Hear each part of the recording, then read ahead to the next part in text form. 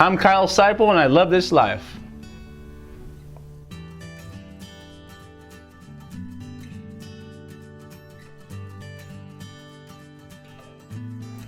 So we sit here in Sonoma, California, and it's been referred to as the House of Big Nasty.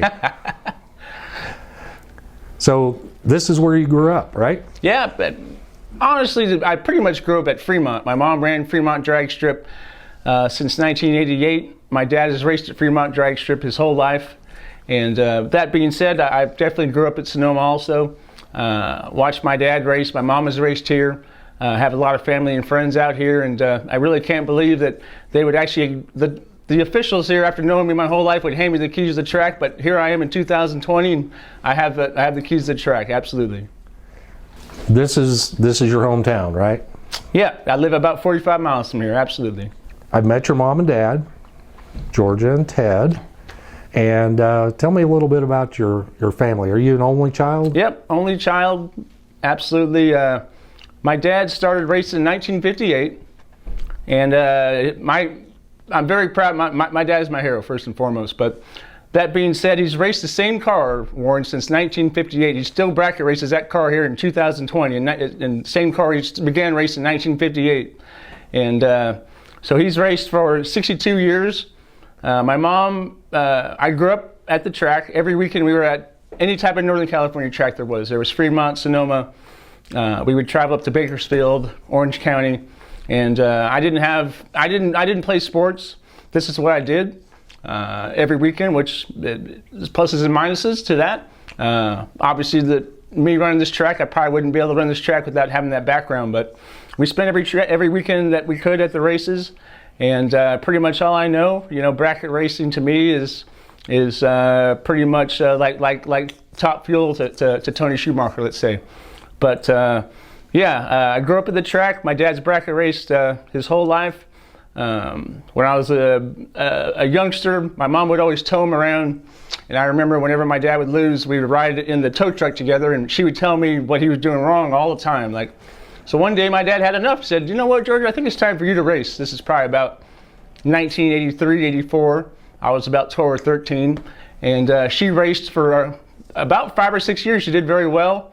She didn't do very well to begin with. She found out right away that racing is a lot harder than what it looked like. But that's pretty much the background that I've had. I started, my mom running the track, I had to abide by the rules. So there was a loophole in the rules back in the day to where you could race a motorcycle without a driver's license, but you obviously need to have a driver's license to race a car. So at 12 years old, I started racing a 22-second motorcycle at Fremont. My dad and I go out every Wednesday night. And I progressed through the ranks. Once I got to high school, I had an 18-second Nova, and then 12-second Nova, and then the family Austin Healey Super Street car.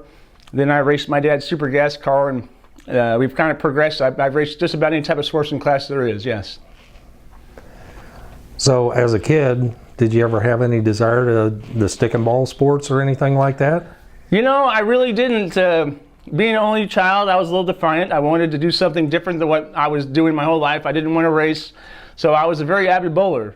Growing up, I was a bowler. I went to Hawaii, did a lot of different tournaments. I was actually, I was nationally ranked in the top 10 when I was 12 years old. I had I think a 195 book average when I was 12 years old, and I thought I was going to be a professional bowler. My mom running Fremont, she would always ask me to do some different tasks, and I didn't wanted to hang out with my friends and stuff. So before you know it, 12, 13 years old, I started working the time slip booth, and I got the bug, bottom line, when I was a teenager, to where, you know what, I think I want to follow my dad's footsteps, and here we are, I'm 49 years old now, so almost 35 years later, this is what we do. But it sounds like you didn't really have a chance. Yeah, absolutely. Yeah, but only child being a boy, I think that the road was pretty much paved for me to be a racer for sure. So having been around your mom and your dad, Georgia and Ted, both of them are big personalities for sure. Yeah, sure. And you come across that way as well. But if you dug inside yourself, would you say you're more like mom or dad or I would bit of say both? a little bit of both, but probably more like my father, I would say. You know, he was my hero growing up racing, still is. 83 years old, he's he's still battling out here today with the youngsters. And but yeah, I would say I have both for sure, but probably lean a little bit towards my father, yeah. You refer to him as your hero. Why do you say he's your hero? You know, I've seen him accomplish so much with so little. Yeah, you know, he's very, like I say, he's raced the same car since 1958. He's very budget minded, let's just say, and he's accomplished so much in his career with I wouldn't say non-superior equipment, but with equipment that you know, his car, his super gas car, is probably worth $15,000-$20,000. He's out here competing against $100,000 race cars and holding his own. But you know, when I was growing up, he won quite a bit, and you know, he's my hero for a lot of different reasons, but mostly for what he's accomplished with very little means, really. How was it for you growing up? Were you like a good student? Did you go on to college? Tell me about those. I was a little bit of everything. I was a better student when I was younger. The older I got, the less intrigued I was with school. Graduated from high school.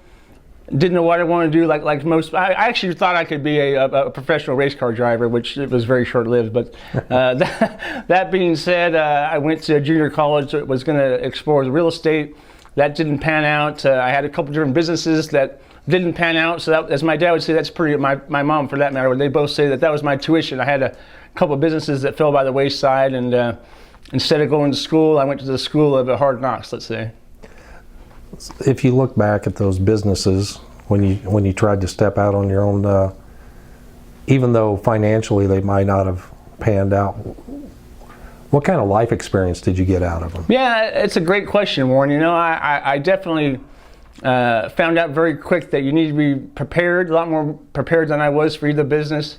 You know, it was, you know, only child. I'd say I had pretty much things in my own way growing up.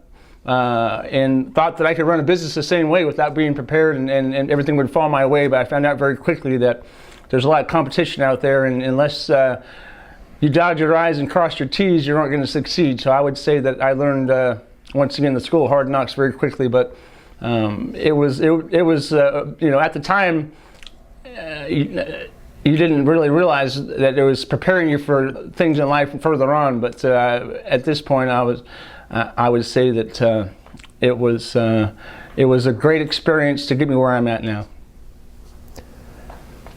Most only children are spoiled. Oh yeah, absolutely. Are you spoiled? 100%, 100%. I mean, I'm 49 years old, and my mom, she fed me lunch today, and I'd say that.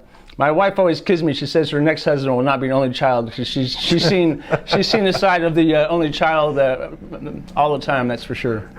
Well, using terms like next husband, that probably doesn't bode very well for you. Well, it's a little bit tongue in cheek. She always kids me, but no, we have a great relationship. You know, I have two young children: 6-year-old Hudson, 14-year-old Sydney. They both do their. Hudson just started junior dragster racing, 3rd generation.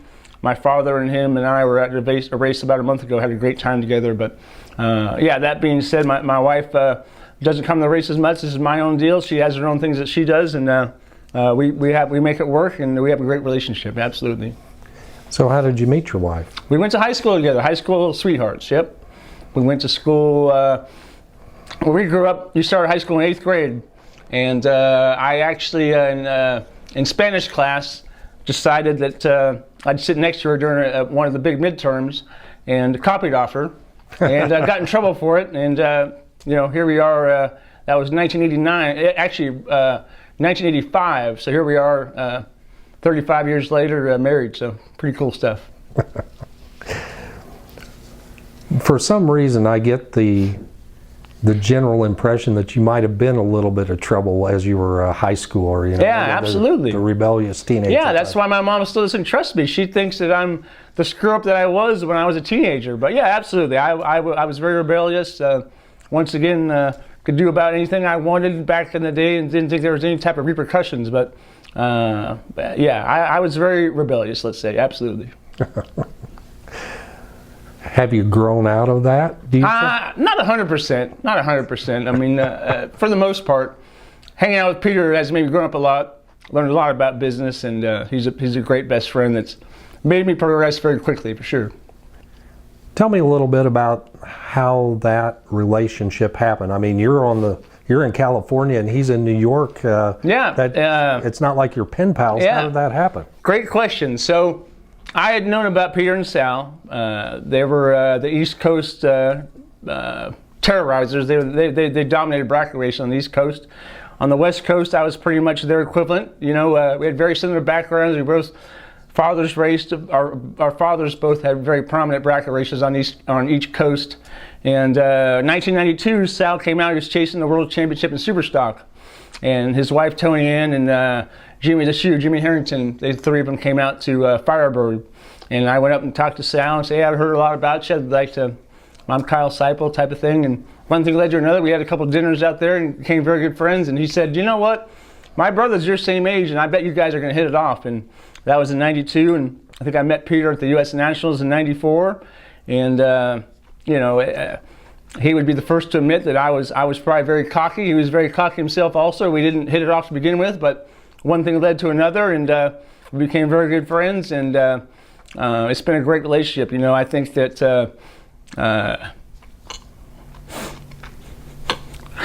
sorry.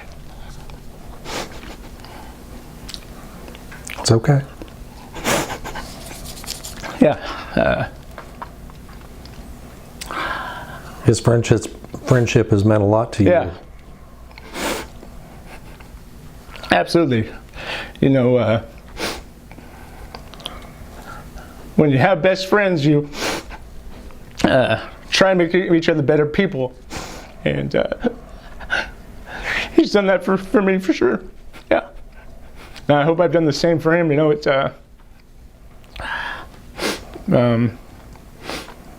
like I said, your best friends, you try to make each other a better person. And the best thing ever happened to me. Sure. Yeah.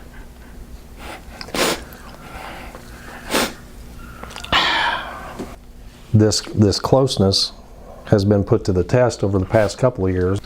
How do you develop and maintain a friendship like that, being geographically different coasts? Yeah. Yeah. How does that happen? There's a lot of texts and a lot of emails. That's for sure. Yep. You know, when we first started the Flings together, I had a full-time job at Helmet City. He has a full-time job at Beyond the Racing Products, obviously, and it was stressful. I mean, we're both working 10, 12 hours a day, our normal job, trying to do the spring flings essentially on the side at that point.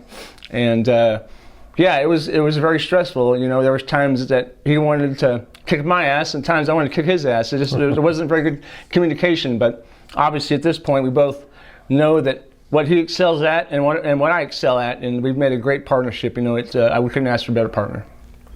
Well, it seems to me that even though you're an only child, he's more like a brother to you than anything else. Yeah, absolutely. That's for sure. Let's talk about racing a little bit from back in the day. You were a pretty good racer. Yeah, I was pretty good. Late '80s, early the '90s. You know, raced with my father. Wanted to make him proud. That was most important to me, is to show my dad, listen, I've watched you race my whole life. I want to show you that I could be as good or as good as you, or possibly better. And that was my goal, to really make him proud. And we made a great team. You know, I won 10 ET finals with competed with my father, and 12 divisional championships. So we had a real good run together, for sure. It was a lot of fun. You still climbing the race car today? Once in a while. Yep, I definitely still have that burning desire in me to do it. That being said, I like being on the other side of the fence. It's a lot more challenges to promote a race or to be a manager like Sonoma, let's say. But yeah, I still compete, absolutely. Your relationship with Peter, even though you're close, at times you can be competitive with each other, can't you? Oh yeah, for sure. We both drive one another in a lot of different ways. You know, he made me a better person, better racer. I could wholeheartedly say he would probably say it's the same thing about myself, that I've made him a better person and racer. And we would compare notes about racing, about how to dial cars and things of that nature. And we've made each other better racers and people, for sure, most importantly. The Flings, the Fling Series, today it stands as the standard for how to do a bracket race right. I appreciate that. And so tell me a little bit about how that all started and the process, and what made you want to do such a crazy thing? Well, I grew up at the racetrack, and bracket racing was always my forte. I mean, that's when we were at the dinner table. My mom and my father and I, we'd always talk about different strategies and bracket racing in general. 1977, the ET Finals started in Famoso, and that was, to us, the ET Finals growing up, that was the U.S. Nationals. So bracket racing was always my thing.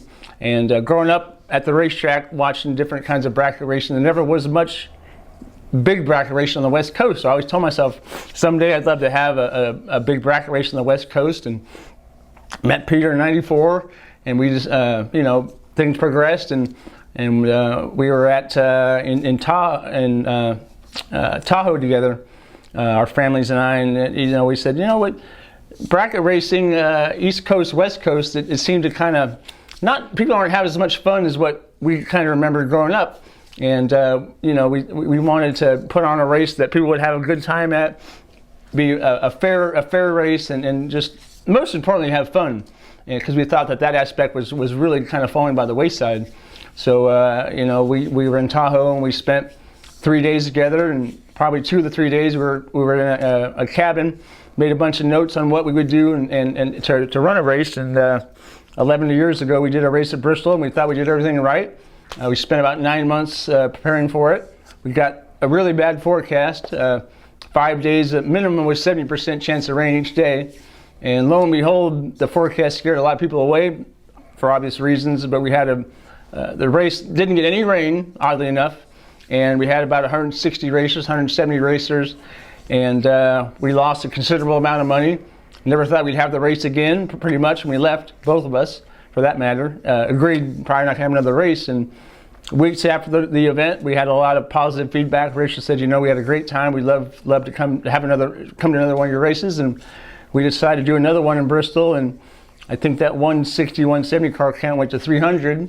Had a very profitable and fun event, and things have progressed, and that's pretty much how it started, absolutely. The Fling is sort of about the race, but it's more about the experience. It truly is. That's our motto, race experience. But you're right. Part of the business model is that most bracket races race at a very small track.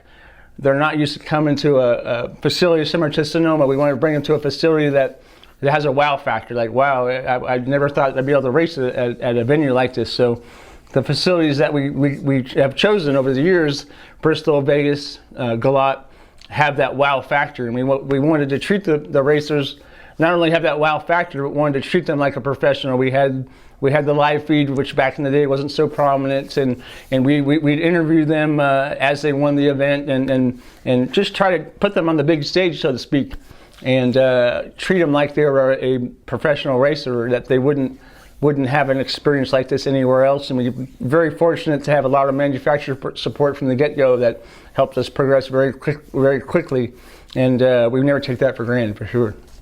The Spring Fling is a very innovative event as well. It's different than bracket races were at the time, and now, like I said, it's become the standard.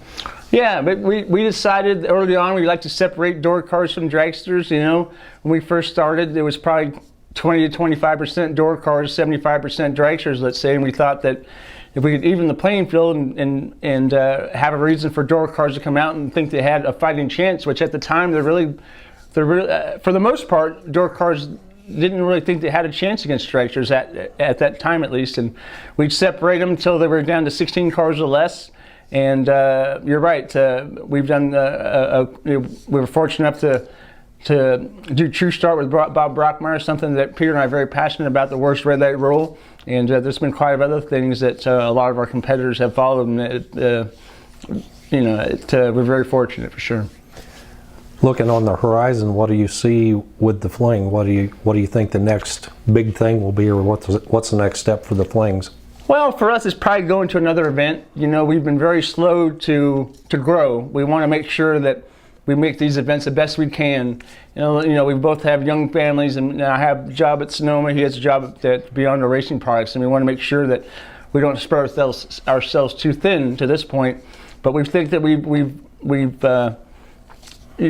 fine-tuned the model enough to go to another venue, another event. So I think here shortly you'll find that we're going to go to a fourth event, and who knows what leads from there. You know, we progress very slowly. We try to make sure that we have enough demand to go to these events, and once again, you know, we feel going to a fourth event is the right thing, and that's what you'll see within a short time frame for sure.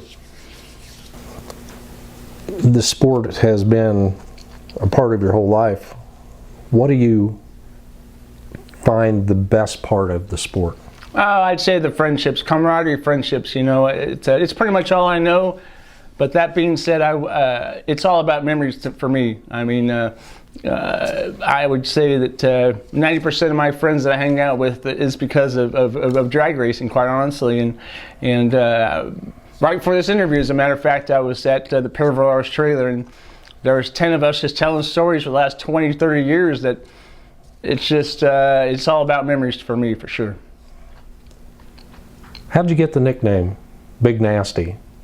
That's Andy Morris. Andy Morris from Division 6. He came up with that name. You know, I think that it's more about the late 1990s, early 2000s that I was very fortunate to turn on a lot of win lights, and he said, you know what, I think I'm going to call you the Big Nasty because nobody could shut you down. But you know, I used to weigh 270 pounds at that around that time frame also. So it's a little combination of my size, let's say, and my presence on the drag strip back then, at least. So talk about your reputation on the drag strip. When somebody pulled up next to you, what's going through their head, or what do you think's going through their head?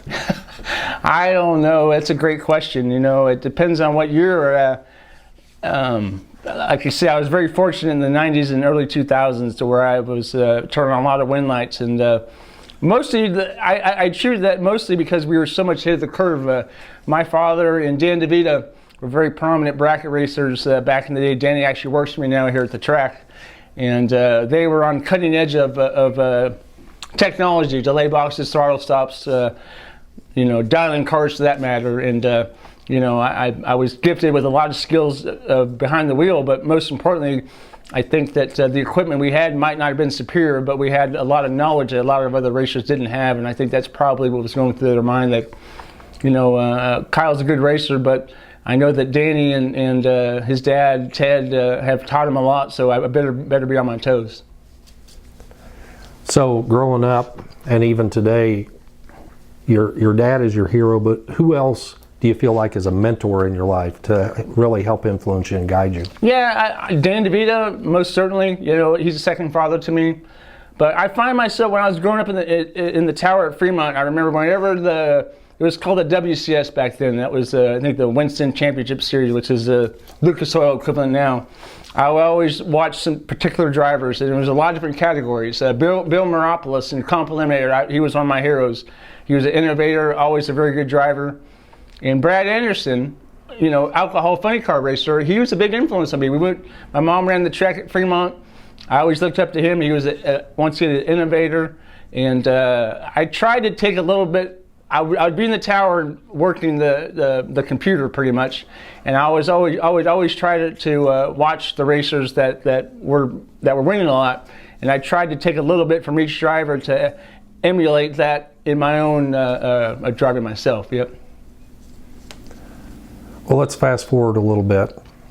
You moved into managing this track where you spent a lot of your life, and it's gone through quite a bit of change since back in the old days. Oh, absolutely, absolutely. You know, my mom ran this track for 29 years, decided that she wanted to retire, and she was kind enough to hand me the keys, and she's worked for a great staff out here at Sonoma, and that made, between knowing the staff prior, and when I say staff, pretty much the upper management here at Sonoma, but also just as important, I knew I already had a relationship with a lot of the upper management here as it was through my mother. But probably the most important thing is that the staff that she had here in place, a majority of the employees that worked here 20 or more years.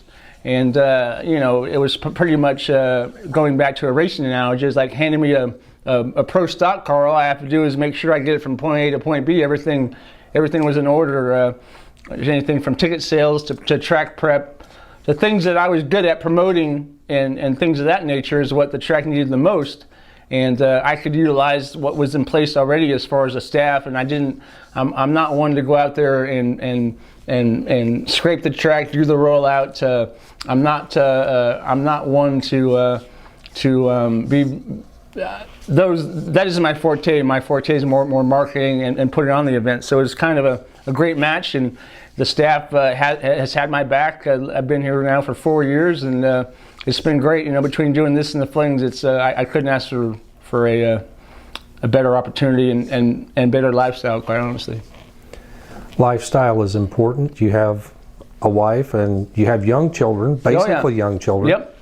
A little later in life when you became a father. Yeah, absolutely. I have a 6-year-old son, Hudson, 14-year-old daughter, Sydney, and she's a high schooler. He's in the 1st grade, and they're very important to me. My wife is a high school principal, and she's been in that trade for about 10 years now, and they always have my back in all my racing endeavors, and I have their back in their careers and their school and any type of activities, and it's been a lot of fun. I never did any kind of sports growing up, so Sydney's been in soccer and swimming, and it's been fun to do those weekend activities that I never had a chance to do myself growing up.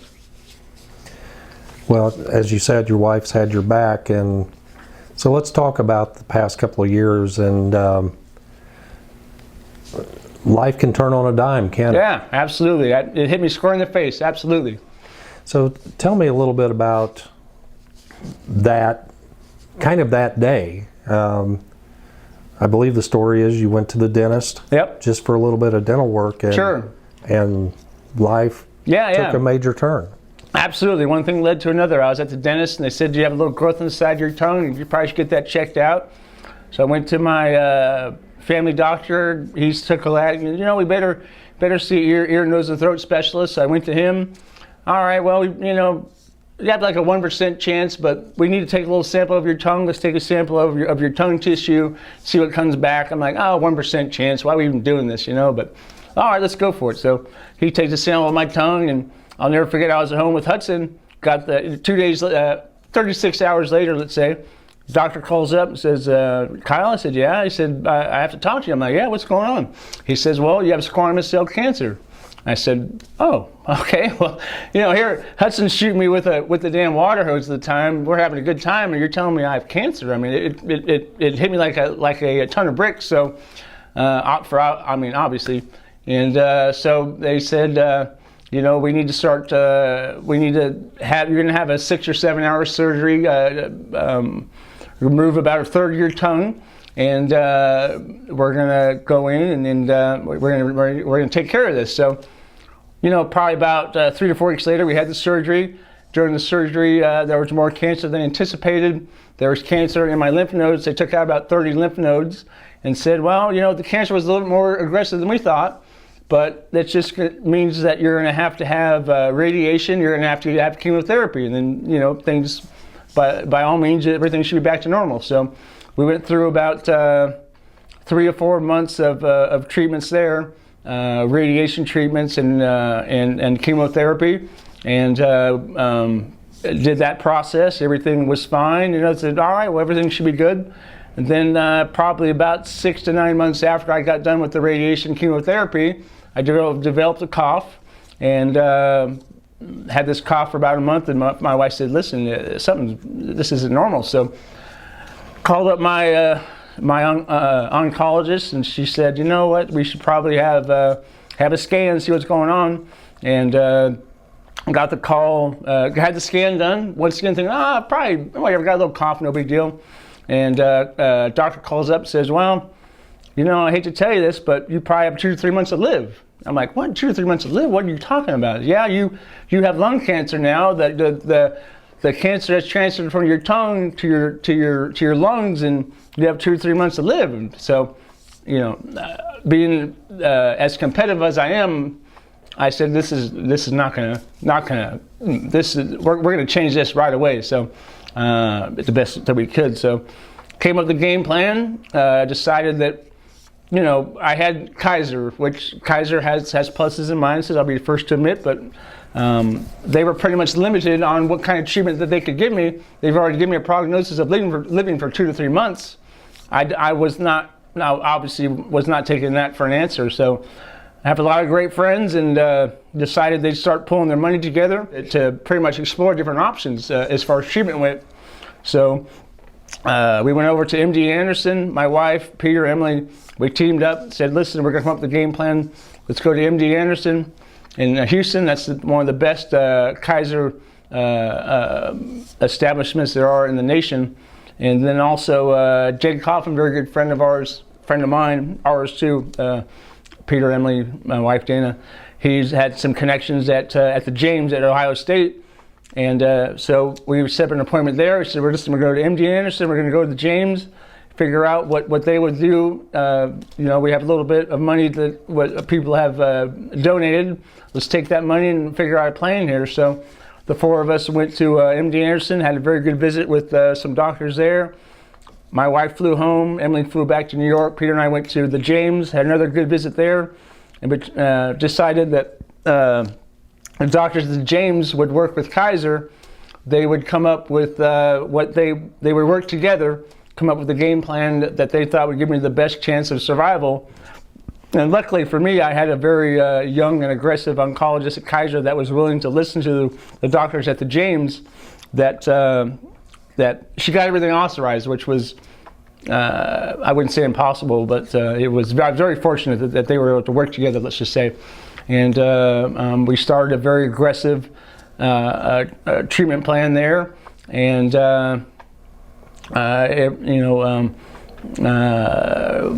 gosh, at this point, put it in the rearview mirror, but probably 6 to 9 months worth of treatment. And I've beaten stage 4 cancer at this point 3 times in my life now, so I'm very fortunate. 3 times? Hold on, I didn't beat it, because it's come back twice now. I'm 3 times total, but I'm never going to say I beat it, but I have cancer in the corner, Warren. Let's just say that I got tucked in the corner. Things are getting back to normal, and I'm very happy, very, very, very fortunate. So when you went to the dentist, or prior to that visit, did you anticipate anything? Did you feel anything? No, nothing at all. Everybody always asks that, and to this day, they have no idea how I got the cancer, which to me is absolutely crazy. I mean, I had no symptoms. I didn't chew tobacco. I didn't smoke. I didn't have any of that, and no signs at all prior. Like, pretty much, I thought I was invincible. I really did. And everything happens for a reason. I've realized that at this point in my life, and maybe it was a way of grounding myself. But it was good. I mean, I wouldn't say it was good, but definitely made me more grounded. I realized that I can't control as much as I thought I could, and I wouldn't wish it on my worst enemy. But here we are. Like I say, we've gotten stage 4 cancer in the rearview mirror 3 times now. So very, very, very lucky for sure. Well, you've got 2 armbands on. I'm going to kind of ask you about both, but the first one on your left hand. Yep, this is Team KS. That was a lot of the financial support that I received. People from all across the United States bought these wristbands as donations. And, I keep this on my wrist to realize that I'm not in this battle alone. We're all in this together. And the right one, Marco Perevalaris gave this to me. He says, trust the process. So whenever I get down and out or something, I look at this, Marco reminds me that trust the process. His family and father have been through some similar items, some similar things to myself, and that's how these 2 represent. When you got the prognosis, did you have any idea that you had thousands of people across the country that were in your corner. No, not at all. Absolutely not. It was astonishing. Is probably the right adjective to use. I had no idea. I knew I had a lot of friends, but and that's what got me through it. You know, when I was down and out, like anybody would be. There's highs and lows, and you know, I just remember that everybody has my back, and that really got me through a lot of these different, a lot of the lows in my life through this cancer battle. But no, to answer your question, absolutely not. I had no idea I had this much support nationwide. It's very, very eyebrow raising, very fortunate once again. But no, I had no idea I had this much support. Not at all. Well, this would be a good opportunity. I know you've talked to a lot of people, as you always do, but if you could say anything to those people that supported you, what would you say? It's thank you. You know, it's very cliche, but thank you. I mean, you guys got me through this. Unless you've been through cancer, you don't have no idea what it takes. You know, you have to really, really, really dig deep. And you know, whenever I have my doubts, I look at this wristband and I say, listen, I got people across the country counting on me, and you know, I would say thank you. Is you know, it's not even the right adjective to use, but what I would say is thank you to everybody. Absolutely. I mean, just the donations alone allowed me to explore different options that, you know, a lot of people didn't have. I've been through chemotherapy so much that, you know, I met a lot of people on this route, this cancer route, that weren't as fortunate as myself to have the options I had, and to have that financial support behind me has made all the difference in the world. Well, one thing I can say, because even though I've known of you, I never met you until after your cancer situation developed. Sure. But it has always struck me your positive attitude, having the right attitude about it. Talk a little bit about that and your approach. I've always been a positive person. I always kid a good buddy of mine, Dan Fletcher. He always says the glass is half empty. I'm always a half full type of guy. So, you know, I've always had a positive attitude. And once I got diagnosed, my competitive side came in, and I always told myself that, listen, there's somebody out there that has this worse than I have it. And if there's somebody out there that has this worse than I have it and they're surviving, then I'm going to beat this, you know. So positive attitude along with not wanting to lose, it definitely got me through it. If you look at your perspective on life before cancer and your perspective on life now, how much has it changed? You know, a lot. Most obviously it's changed a bunch. You don't take the small things for granted, you know.